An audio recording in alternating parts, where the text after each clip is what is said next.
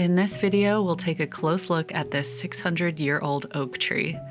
I'll share why and how I like to draw trees from life, explaining the process step by step. And if you want to take it a step further, I made a bonus tutorial about painting mossy tree details with watercolor. The link for that is in the description. Since this is a longer video, there are chapter markers to help you find your place. But if you're a fellow tree lover, this video could never be long enough.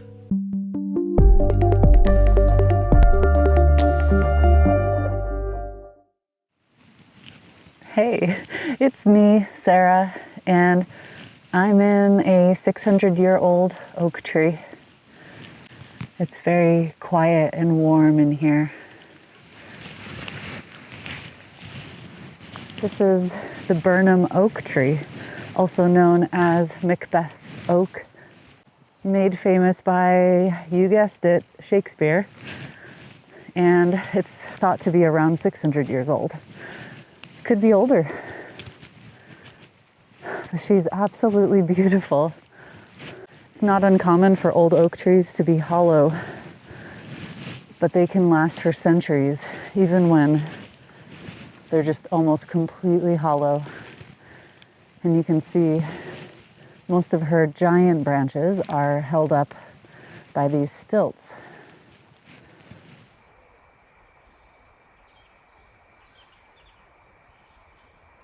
She has a few very large neighbors as well. So although this one may look like the Birnam oak, this is actually a sycamore. And these giant nodules, or like as some people might see them as deformities, these are actually what happens when the tree is injured in some way. It attempts to grow over its injury. So maybe it lost a giant branch at some point in history, and this is its way of healing itself. They're also known as burls, and if you cut one of them open, it's full of all these swirling patterns of light and dark wood, and it's actually quite desirable among woodworkers. But I think it just gives the tree character. You can't exactly tell a tree's age unless you cut it open and count the rings. So obviously we wouldn't want to do that to a live tree. So you can kind of guess the age based on the tree type and the girth, the width of the trunk. Certain types of trees will grow wider or taller, so you can't always do that for every type of tree. But for sycamores and oaks, that's kind of how they guess the age. Aren't they just so beautiful? I spent some time wandering and exploring these trees and really trying to take in all the details and the amazing energy. And even though it looks like a very dull, boring, gray day, I was actually thankful to see the tree in this very muted, natural light without all the distracting harshness that would come from direct sunlight. And to see the trees in winter without all of their leaves, because that means I could see all of the branches and do some proper branch studies.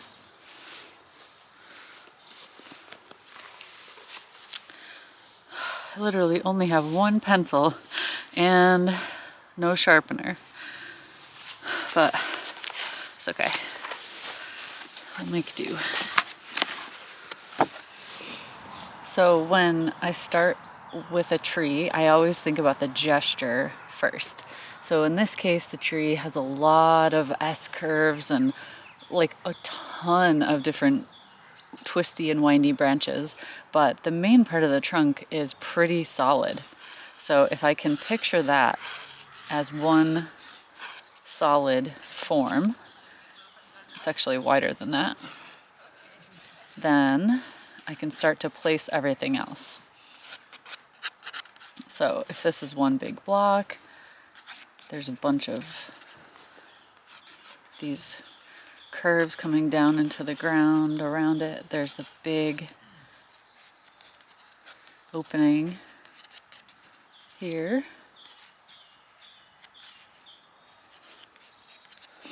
And then just above the opening, there's a nice big trunk coming off, almost completely horizontal, which is why it's being held up over here with a post. I'm not going to fit the whole tree in here. I'm just focusing on mostly the base, some of the bigger branches coming out of it. Sometimes I actually draw where the big branch is attached to the trunk as well. So I basically just start with something really simple, and I continually add to it because it gets more and more complex the more you stare at it. Sometimes I do kind of, jump to different areas, and I don't always think through all my choices, but what I like to do is give myself like landmarks where I can draw something in, and then because I have already placed that, I can compare the placement of everything else to that thing. So in this case, the opening of the trunk, the big hole, is right here. And so everything else I can compare that to. So the tree branch that comes off to the right is this far from the opening. The tree branch above that is this far above that, and onwards and upwards. And it's not always perfect, but the more you do it, the more you get better at that. So what I want to do is get a few of these major marks in. And because I can always play with color later, I don't even have to add color. Just sometimes just sitting and sketching the forms is enough. It's really fun. Just spending time with this tree is amazing. Honestly, I could sit here and do nothing, or I could draw her.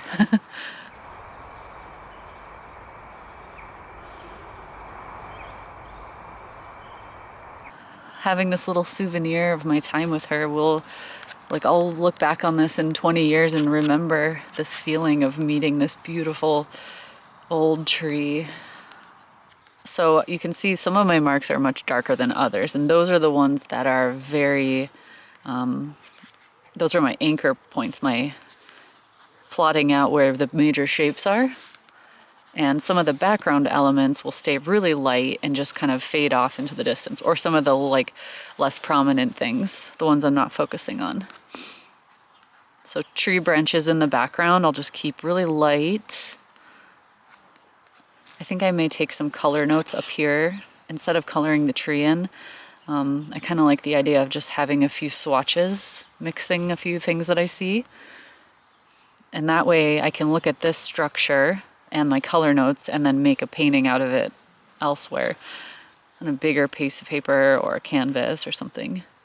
Because what I find is sometimes when I'm drawing the structure of trees, as soon as I add color to it, it distracts from the structure. I can no longer see all of my lines. I can't see my skeleton, I guess I would call it. And so sometimes having these souvenirs of just pure raw drawing is more useful in the studio. Once you get the base structure drawn in, you can do as many little details as you want. For instance, some of these marks, like this circle, is a tree branch that was sawn off. And I can remind myself of that by doing some rings, because that's a little bit visible, although they are quite faded by now. But if I have that there, then I know that's a cut branch versus an overgrowth or a burl or something. Or these big blobs here are all burls. Another thing that sometimes helps, make sure you can tell the difference between a background branch and a foreground branch is sometimes I'll do this hatching or shaded in. So these parallel lines tell me that this is going backwards in space. I'm also drawing a few of these teeny tiny scraggly branches that twist around, and keeping them really light though to remind myself that they're just going off into the distance. These lines are really helpful for kind of giving a little bit of curve to the tree as well, so I'll sometimes do those on the side. But as you could see, it's very, very rough. And of course I can fill that in because that's the hole in the tree.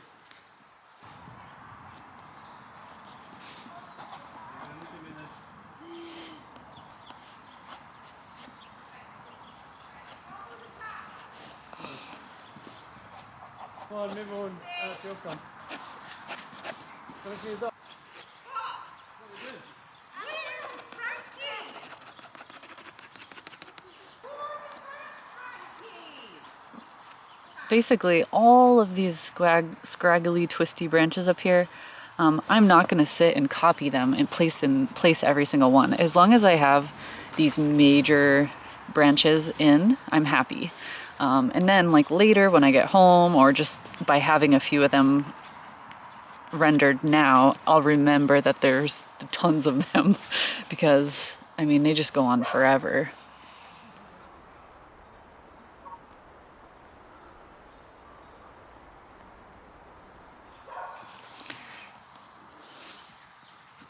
There's a bunch of thickets over here on the right. This kind of disappears into. That's pretty much it for this one. Basically, you know, break things down into easier shapes so that you can understand how it all fits together, and then practice comparing sizes of things that are close to each other. And again, the more you do it, the easier that gets. It is definitely its own skill that takes time to get used to. What helps you develop that is to draw from life, to draw still life. So just set up things on your table at home, or just draw whatever is nearby. And it might sound boring, but just know that that is building such an important skill that you need for all sorts of different subjects. So it's homework, yes, but hopefully over time it becomes enjoyable and you can find ways to make it fun, draw fun things. Trees, for me, are one of the most fun subjects because they're all just so different. I didn't do any color notes, so let's do that. So first of all, we have the ground color, which is a very pale brownish, and then there is a little bit of red.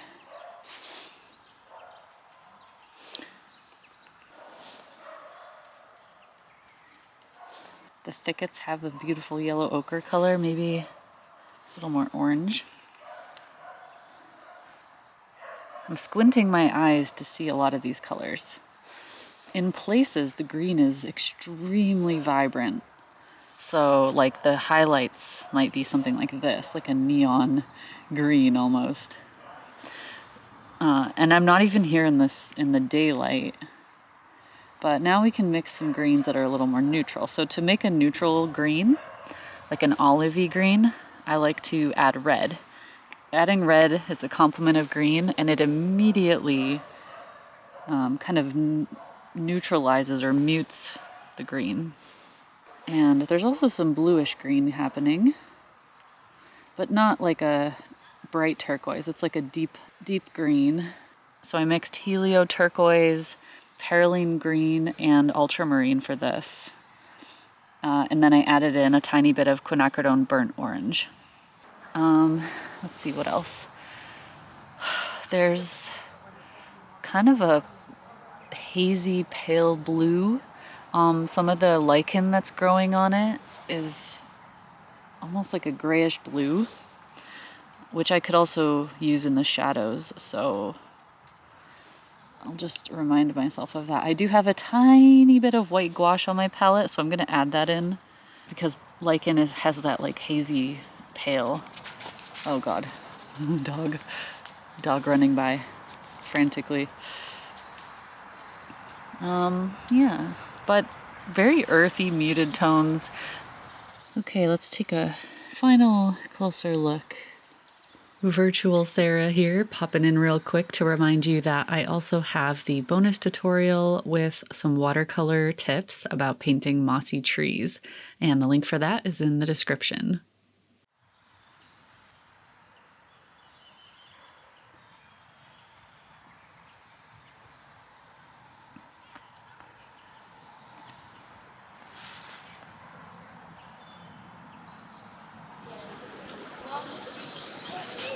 Okay, so here it is, the end. I need to clean up now. My camera just died as I was finishing. I mean, my battery died. I'm just getting done with a multi-day trip to the mountains. So all my camera batteries and almost all my memory cards are either dead or full. And the paints. I have a little jar that I'm going to pour the paint water into. So many people here today. Oh shoot, my camera's going to fall out if I open that. Oh gosh. It is so cold. Oh, my face is numb. It's hard to talk. Yeah, so I'm gonna head out, and I have 2.5 hours to drive home still. So I'm gonna get some coffee, hop on the road, head home, and then I will edit and share all of this with you. I hope you enjoyed your time with me. Thank you all so much for your support. I will see you again soon. Bye.